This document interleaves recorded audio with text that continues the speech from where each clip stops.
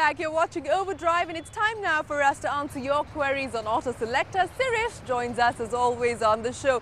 Sirish, I thought you guys had finished working on the May issue of the magazine, so why are you in office and why am I sweating it out in the heat?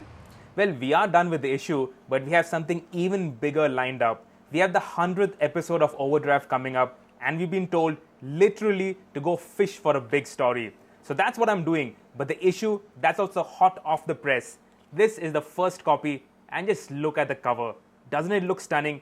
I know I am biased, but come on, just look at it. Well, I have to agree with you, Sirish. The cover does look stunning, but apart from the 3 supercars on the cover, what else do you have in the magazine? Well, but I have to talk about the supercars. You saw Shumi's story on the SLS AMG in Mexico. He's done a fantastic story in the magazine, which you just have to read. Then Bert, he went to Spain to drive the Lamborghini Gallardo Superleggera sideways on a racetrack. Again, a stunning story, even more stunning pictures. But then again, I got something even better. I went to Sweden to drive the A4 on ice, and then when I came back, I drove the Formula MRF at Chennai at the racetrack, which is coming up very soon on this episode.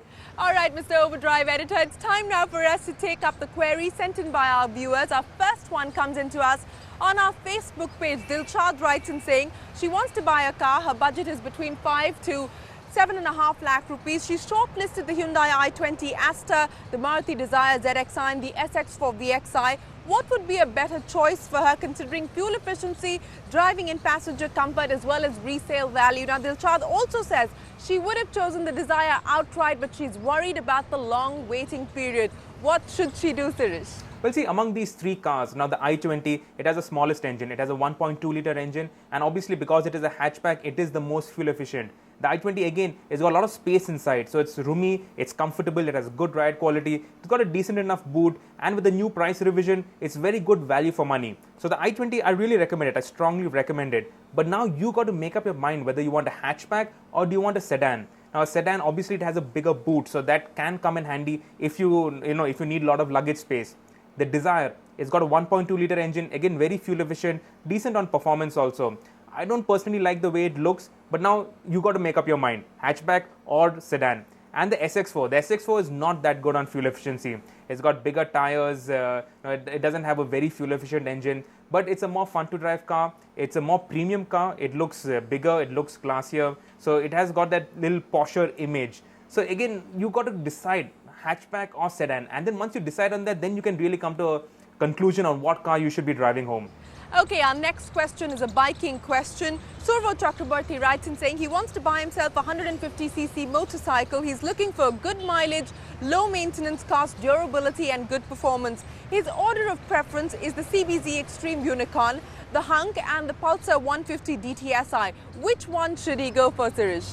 Well, see, in terms of reliability and durability, Hondas are still the best, by far. So, no, eyes closed, Unicorn for you. It also looks decent. It is an old bike, I agree with that. The Pulsars are more modern. But again, in terms, you want durability, you want reliability.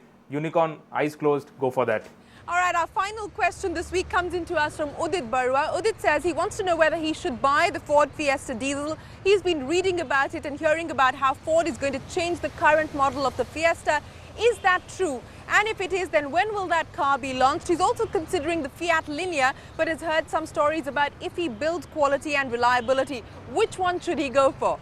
See, the Fiesta is not going to go away anytime soon. It's just been facelifted. A couple of months back it was facelifted. It's a nice looking car. They're not going to phase out the car. The engine also, it meets BS4 emission norms. That's also not going anywhere. In fact, that engine, they've set up a new engine plant to build that engine. That engine is also going in the Figo. That engine will be exported all over. So it's a good engine, good on performance, good on reliability, good on fuel efficiency, and quite refined. So I would suggest go with the Fiesta. It's also a good car to drive. It's a very sporty car. Okay, the 1.6S is like the benchmark, but the diesel also is a good fun to drive car.